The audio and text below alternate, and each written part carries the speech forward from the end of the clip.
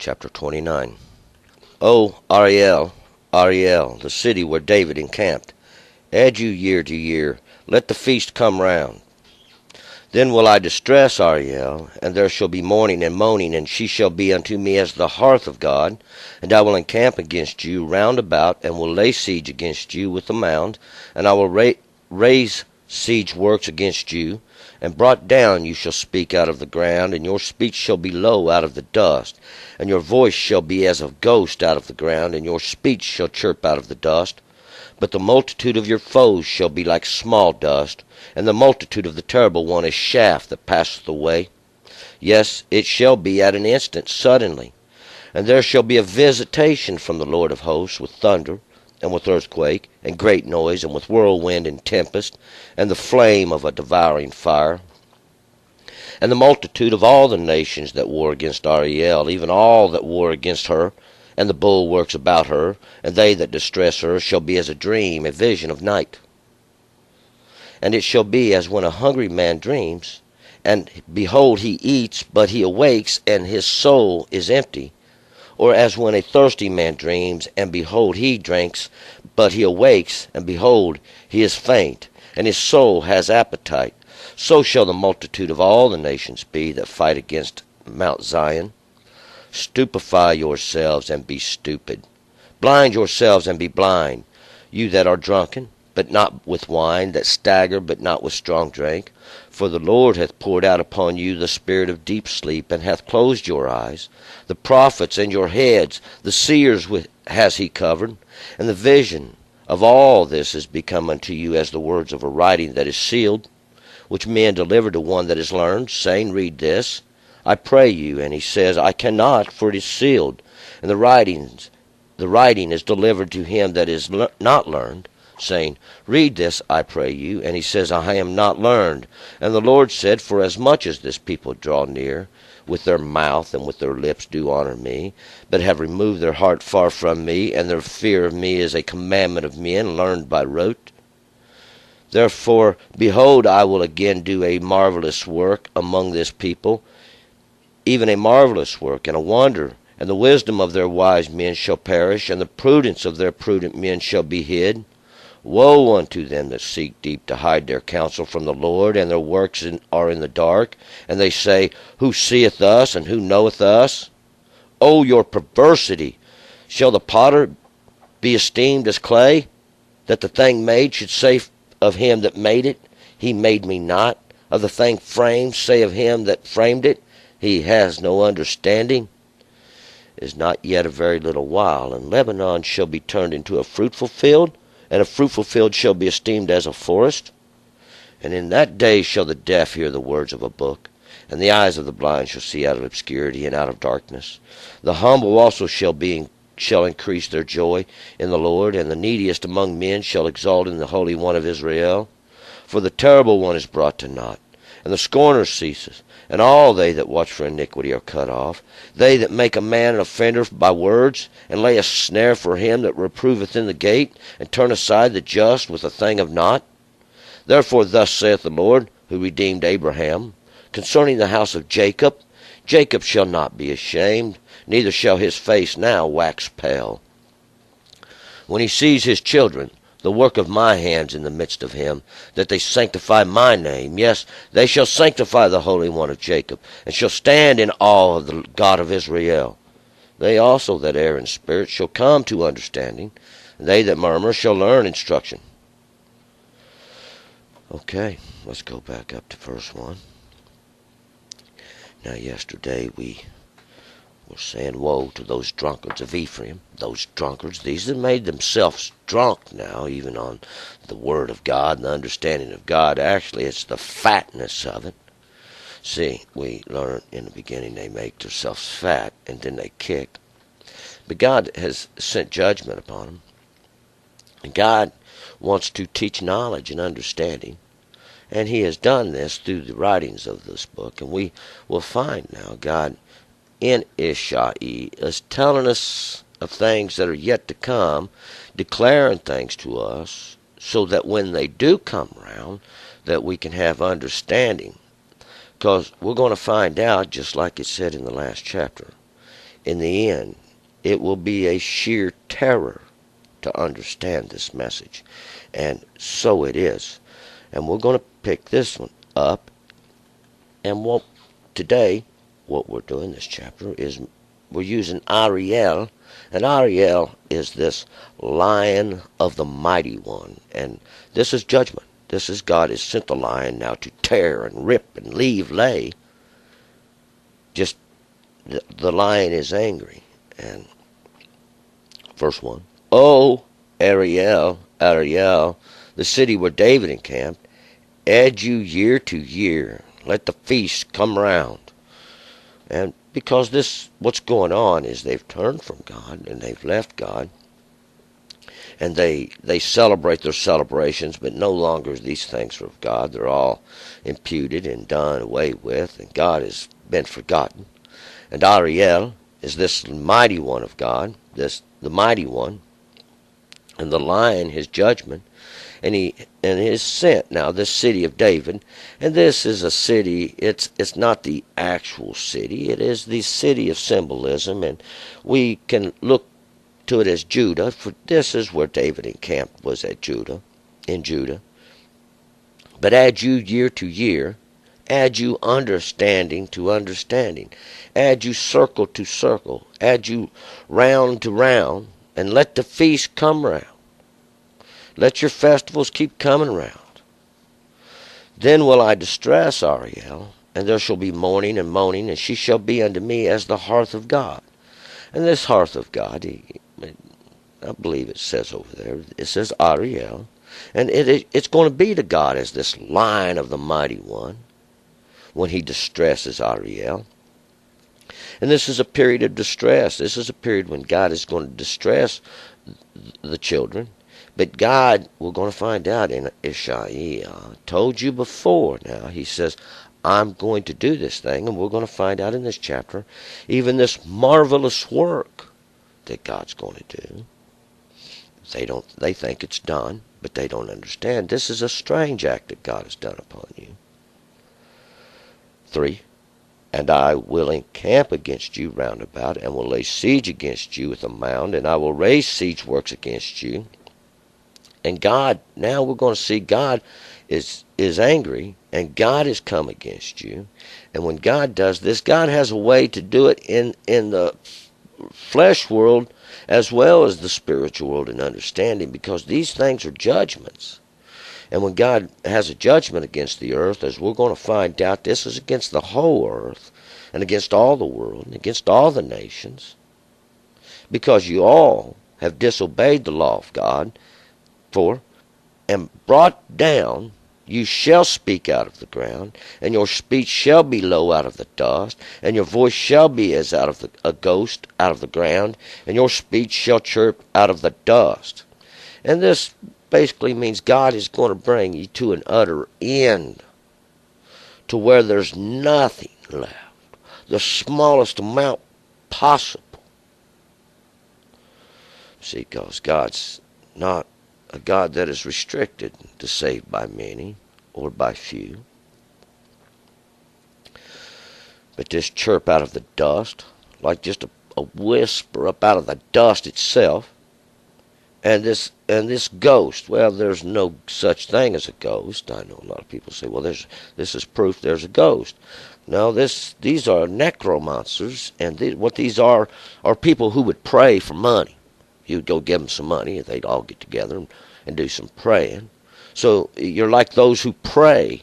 And where do your prayers go? Where do they go?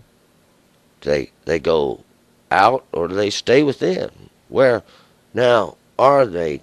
Show me one that I can see it. See, because this is what we're talking about. You can't see your prayer. We know not where it went. 5. But the multitude of your foes shall be like small dust, and the multitude of the terrible ones as the shaft that passeth away, because your enemies are made many. And we find out this. We're talking about those that do believe, those that follow the law of God. Your enemies are many. You are snatched, taken away, and set in a nation and places you know not. You can barely survive. God has done this to you on purpose. And your enemies are round about you constantly. Every side, every place you go, it's an enemy there, one who's waiting to take advantage of you, lie to you, deceive you, take you in, take your money. This is what the world is full of. And as this shaft that passeth away, this comparison is used here because just like the grain when it is tossed in the air and the wind blows and all this dust and chaff you see fly away, even the multitude of it, but it's being carried away, we're going to see. Suddenly it shall come, and in an instant.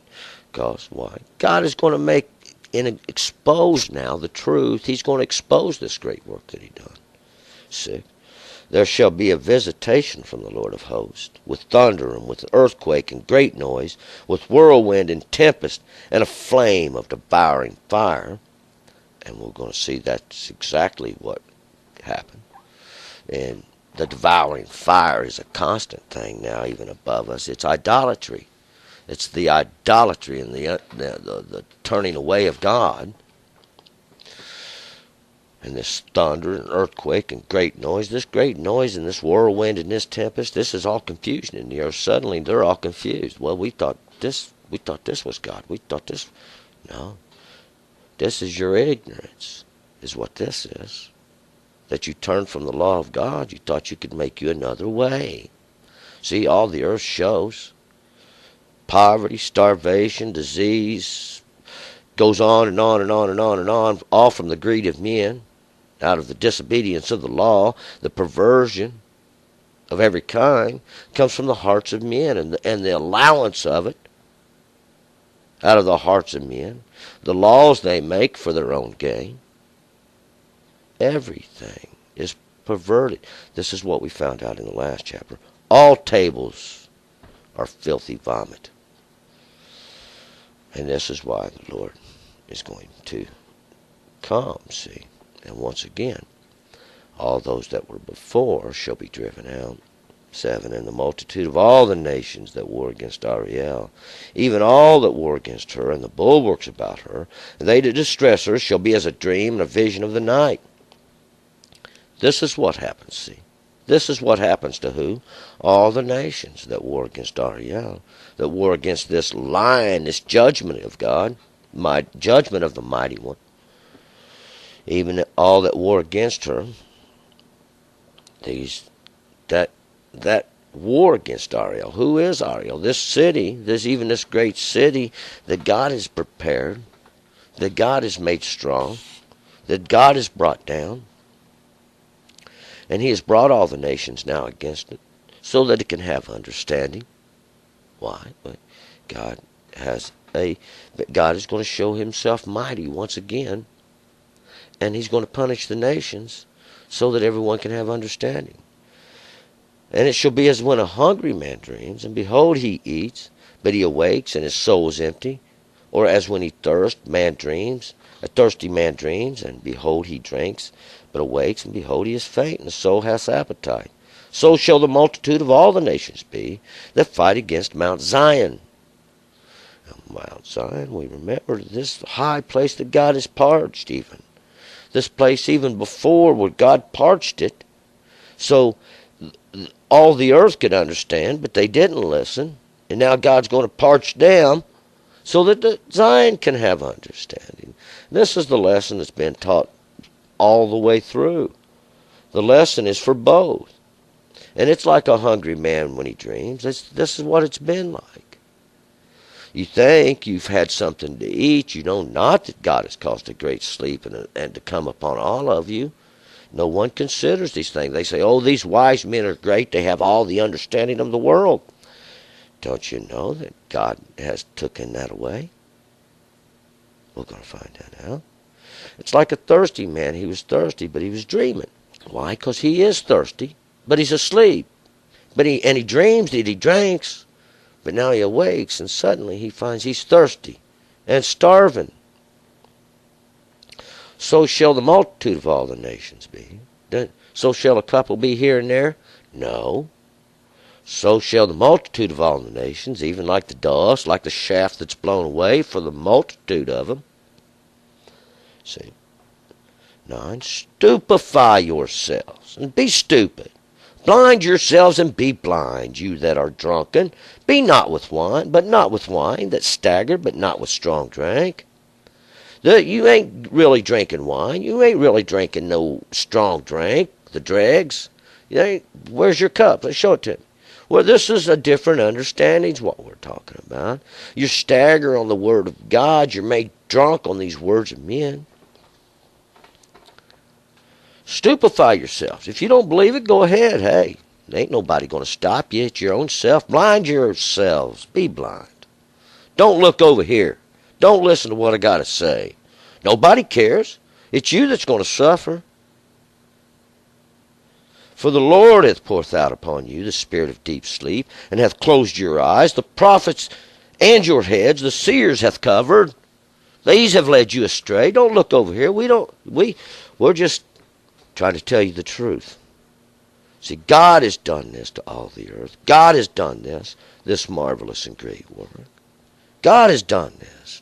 Sanctify the Lord.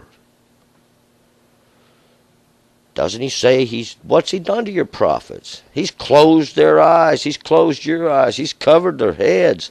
They have no understanding. 11, and the vision of all this has become unto you as the words of a writing that is sealed, which men deliver to one that is learned, saying, read this, I pray you. And he says, I cannot, for it's sealed. And this is what you get. Take it now. Go up. Ask them the question and see what they have to say. They cannot answer. The Lord has not told them anything. They have no understanding. Words of men are what you find in your mouth, that which they're allowed to tell you. Ask them. They don't know what it says. 12, and the writing is delivered to him that is not learned, saying, read this, I pray you. And he says, I am not learned. I don't know how to read it. Go to these men, teach them how to do it. Nobody has any understanding. It's all taught by men. We're going to find it out. It's what he says. Do you think God's a liar? Who's going to come up here and say God's a liar? Step on up here. 13, and the Lord said, for as much as this people draw near, and with your mouth and with your lips do honor me, but have removed their hearts far from me, and their fear is of me is the commandment of men learned by rote. What is this rote? Teachings of men, over and over. Teachings of men, drilling it in. Is this how you honor God? Through this commandment men have taught you? Oh, this is it. This is it over here. We know who they are. They stand there all the day, waiting for you. They're a snare and a trap for your soul. This is of God done this. It's a magnificent fire he's built. 14, therefore, behold, I will again do a marvelous work among this people, even a marvelous work and a wonder in the wisdom, and their wise men shall perish, and the prudence of their prudent men shall be hid. This is their caring about the next generation. We don't see that, do we? This is a marvelous work of God. Wisdom of the wise men shall perish. Where's it all going to go? Well, it's going to go back where it came from.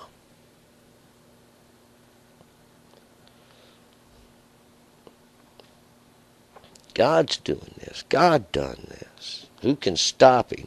15. Woe unto them that seek deep to hide their counsel from the Lord, and their works are in the dark, and they say, who seeth us, and who knoweth us? And they say in their heart, there is no God. God sees you. God knows what you're doing. Don't you think you're a punishment he's sent into the earth?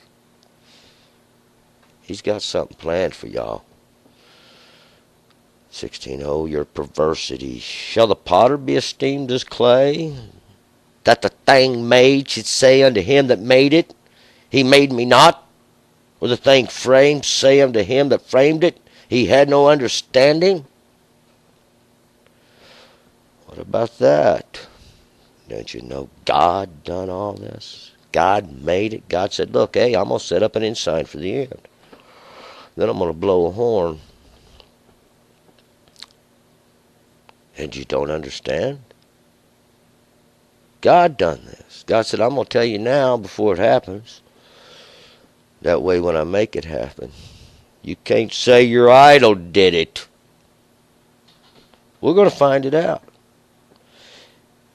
17, is it not yet a very little while, and Lebanon shall be turned into a fruitful field, and a fruitful field shall be esteemed as a forest? Question. This is a question. Is it not? This Lebanon, this place that is made white. Yeah, it's made white. Had to be bleached out. It was stained. It's going to be a fruitful field. It's going to be like a forest. We all know what's going to happen. The hewers are going to come and they're going to cut it down. See? Because why?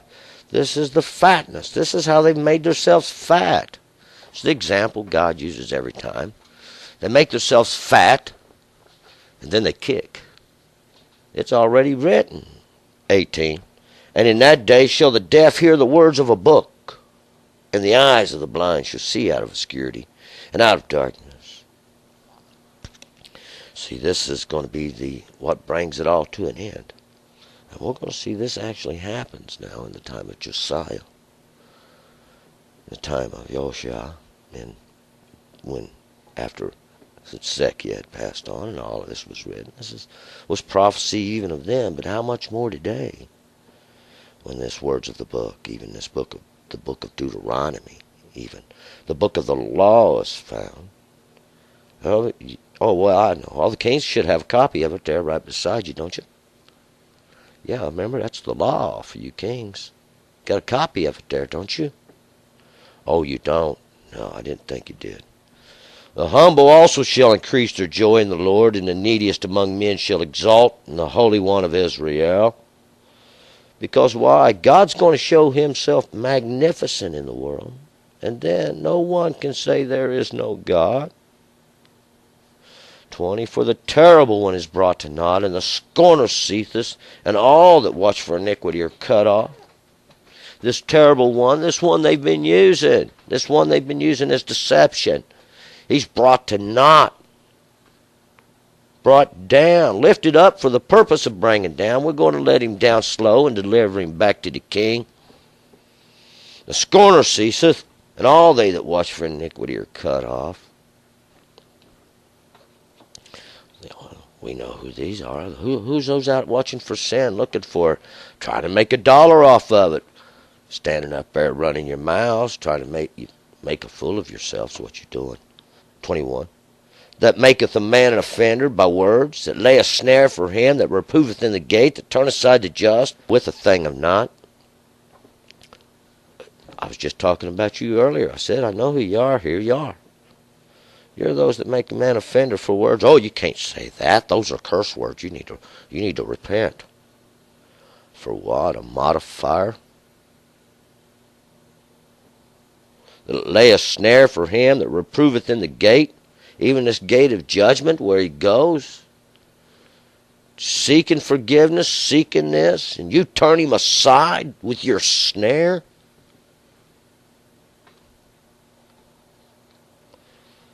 Therefore, 22, therefore thus saith the Lord who redeemed Abraham concerning the house of Jacob, Jacob shall not be ashamed, neither shall his face now wax pale. See, it's going to be turned around. God done said it a dozen times. He's going to turn this thing around. And now, see, now is the redemption of Jacob. Why? You're being exposed. You made yourself fat. You've done no good in the earth. Perversion and vomit we see upon your table. This is from God who redeemed Abraham. This is the God we're talking about. Abraham, brought out of idolatry. His father's house was full of it.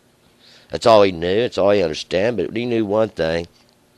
These were sticks and stones, and they didn't talk back.